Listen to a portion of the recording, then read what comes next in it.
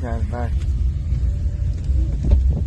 Jonathan Rogers, thank you for sending in the flooding footage from the Couchville Pike area of Tennessee today. Man, it looked like they needed to start gathering up, too, of every animal out there. Man, oh man. I mean, they're like you said earlier, water rescues. I mean, everything was just kind of out.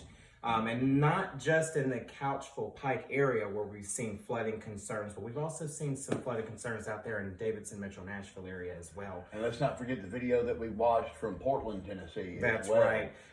Oh man. We want to continue to make you people weather aware, especially when you have standing water or moving water coming across a roadway. Please remember, don't drown, turn around. That's right. Find an alternate route. GPS will reroute you. Even if you know where you're going in this weather, because of the potential threat of floods right now, use your GPS. Look for alternate routes. As my colleague said, in the Couchville Pike area of Tennessee, water rescue was out rescuing people and animals, pets, farm animals from their homes. Just devastating. And neighboring areas.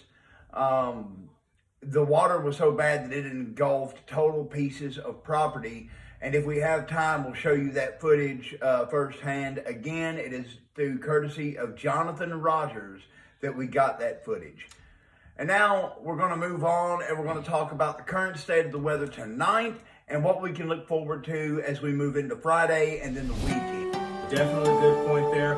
We want you to be weather aware. So we've got about a couple of more hours here with this Storm 12 alert. We're going to run that till about midnight tonight. And then we will allow that to get canceled. But for now, we're going to run that for you through the rest of this evening because we want you to be weather aware. We ran it all day. We started at 12 o'clock this morning, and we're going to cancel it at 12 o'clock heading into Friday morning. But weather-wise, rain. That's what we've got going on right now. And let's not mention here, you actually were dealing with, I know we were driving a little bit earlier today, and you were dealing with some dense fog on your way back home, right? Yes, I would love to say that it's going to be patchy dense fog, but that would be misleading and a total lie. This fog is thick and it goes for a great area. That's right. And because of the current state of the weather, the barometric pressure, what's going on in the atmosphere, it looks like this fog is probably going to hang around until about, I'm going to say 6:30 or 7 tomorrow morning.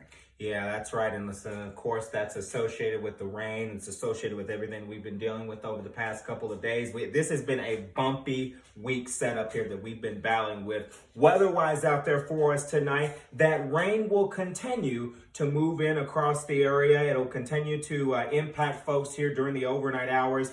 And again, it could be heavy at point times. We still remain with that flash flood watch that's for Middle Tennessee and Southern Kentucky that will continue through 6 a.m. on Friday morning here. So just definitely keep that in mind. The ground is already so saturated that flooding is still a concern. Plus, not to mention here, a lot of our rivers, creeks, and streams are swollen and under flood advisories or flood warnings. I mean, you've heard my phone go off all day. River flood advisories, river flood warnings, especially in the Nunley, Tennessee area, Nashville as well. I mean, it's just been going on nonstop today. Especially Nashville being right there on the Cumberland. Exactly. So on top of that, just as we were mentioned a little bit earlier here, we are seeing that he had seen some developing of some fog, some dense fog out there. There is a dense fog advisory that is in effect until about 9 p.m. So not too much longer here. This is for Decatur County. Okay. So if you're in Decatur County, and not just in Decatur County, anywhere you're seeing that thick, dense fog advisory, take it easy out there on those roads and don't try to drive so fast going through there. Also, side note, absolutely. Do not drive with your high beams on in the fog. It will reflect the light back in your eyes. You cannot see oncoming traffic. You can't see drop-offs on the other side of the road.